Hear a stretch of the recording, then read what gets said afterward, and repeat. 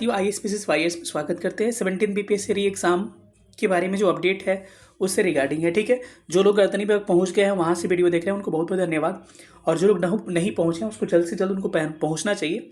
और हम भी जस्ट आपको कुछ देर में निकलने वाले हैं, हम पहुँचने वाले हैं, कुछ काम में बिजी थे हम। ठीक है, तो सबसे बड़ी बात है कि खान सर भी वहाँ उपस्थित है और उनका बहुत बहुत धन्यवाद। ऐसा नहीं है कि किसी टीचर समुदाय या किसी स्टूडेंट से हम लोग को इशू होता है, हम लोग सब एक हैं। इस पे राजनीति बस नहीं होनी चाहिए। मैंने कभी भी पता होगा कोई भी टीचर या फिर कोई फैकल्टी अगर अच्छा करता है तो उसको हम लोग सपोर्ट करते हैं, चाहे हम हो या कोई भी हो। लेकिन बुरा करता है तो उसके बारे में बोलने का भी हमारा अधिकार है, क्योंकि हमारा परिवार है तो हमारा ही अधिकार है उस पर बोलने का। ठीक है, तो खान सर को बहुत बहुत धन्यवाद, क्योंकि उनके आने से मतलब एक अलग जान आ गई है। रहमान सर वगैरह भी उपस्थित है वहाँ पर, जिसमें पीपीएससी को भी बहुत बहुत धन्यवाद कि कम से कम हमारी मांग पे बात करने के लिए वो रेडी हुआ है, कि 17 पीपीएससी री एग्ज़ाम पर वो बात करने के लिए रेडी हुआ है। और उन्होंने बच्चों ने 9 सूत्री मांग रखी है। अब जरूरी नहीं है कि 9 सूत्री मांग में सब फुलफिल किया जाएगा, लेकिन ऐसा भी कोई मांग नहीं है जिसे माना नहीं जा सकता है। छोटी छोटी बिंदुएं हैं, लेकिन वो छोटी छोटी बिंदुएं ही पेपर आउट करने और पेपर कह सकते हैं कि पेपर को ख़राब करने और माहौल ख़राब करने के लिए जिम्मेदार है। तो ये अच्छी पहल है। चलिए हम लोग देख लेते हैं क्या क्या है और क्या चांसेस है री एग्ज़ाम होने का, इस पर भी हम डिस्कस करें। सब लोग रेडी रहिए, हम लोग भी पहुंच रहे हैं जल्द से जल्द वहाँ पर। और आज अपनी संख्या बल दिखाना है, कल से कम नहीं होना चाहिए। ठीक है, कल से ज़्यादा होना चाहिए। चलिए सेशन को स्टार्ट करते हैं। तो चलिए, इसमें आप देखेंगे कि पहला बिंदु आपको दिख रहा होगा कि पहला मुद्दा, सबसे महत्वपूर्ण मुद्दा यही है जिसके लिए इतना बड़ा आंदोलन हो रहा है कि री एग्ज़ाम होना चाहिए, यानी पूरा परीक्षा को रद्द किया जाए और दोबारा री एग्ज़ाम हो। शॉर्टकट में मैंने इसको लिख रखा है। दूसरा मांग क्या है कि क्वेश्चन का लेवल जो होगा पीसीएस स्तर का होना चाहिए, तो ये भी अच्छा मांग है।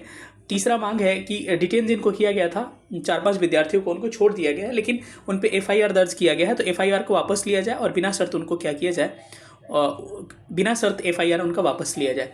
चौथा पॉइंट है आपका कि सेंटर जो हो या तो प्रमंडल में हो या अंडर 100 किलोमीटर की डिस्टेंस पे हो। तो आपने ये 4 बिंदु देख लिया। पांचवा बिंदु है कि एडमिट कार्ड जो है एग्जाम के 15 दिन पहले आना चाहिए, बहुत महत्वपूर्ण बिंदु है। ठीक है, छठा बिंदु है कि बीपीएससी एसओपी जो रूल है उसको फॉलो करें।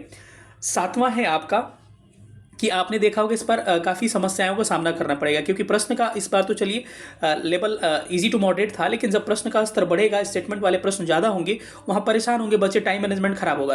क्योंकि अब पहले देखते थे आप कि ओएमआर जो था प्रश्न पत्र के साथ नहीं आता था। जब से ओएमआर प्रश्न पत्र के साथ इस बार मिला है, एग्जाम में एकदम 12 बजे मिला, और उसमें भी 10 मिनट हम लोग को फील करने में लग जाता है, क्योंकि फील करना सावधानी से होता है, क्योंकि उसमें गलती करना यानी कि पैर पे कुल्हाड़ी मारने के बराबर है। तो पहले क्या हो, ओएमआर सीट पहले दे दिया जाए, हम लोग उसको फील करें, उसके बाद से क्या हो, क्वेश्चन पेपर उसके बाद दिया जाए, यानी कि ओएमआर के लिए कम से कम 10 मिनट या 5 मिनट का एक्स्ट्रा, 10 मिनट का एक्स्ट्रा समय पहले दिया जाए, ओएमआर पहले दिया जाए, और आपका एकदम कंप्लीट जब 12 बजे तो हम उनको क्वेश्चन पेपर दीजिए। हमको 2 ही घंटा चाहिए, इससे ज़्यादा नहीं, मतलब कि कंप्लीटली 2 घंटा मिलना चाहिए।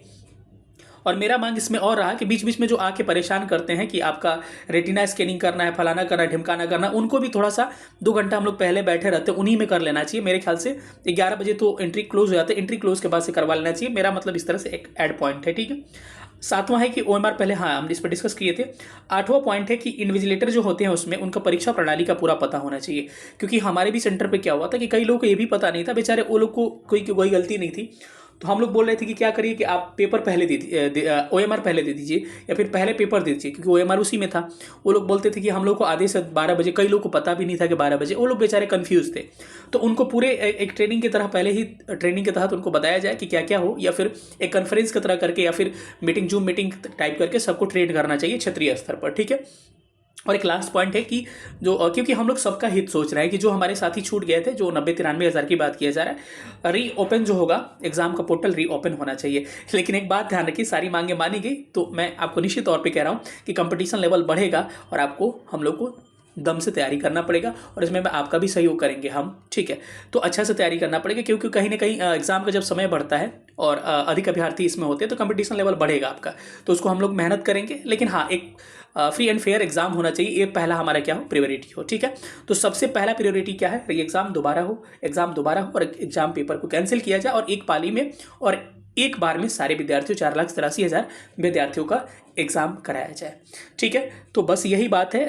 कि सेशन कैसा लगा बताइएगा, और आप तुरंत मिलिए हमसे गर्दनी बाग में, मैं वहाँ पे कुछ देर में उपस्थित हो रहा हूँ। ठीक है, सेशन देखने बहुत बहुत धन्यवाद। Thank you so much. जय हिंद।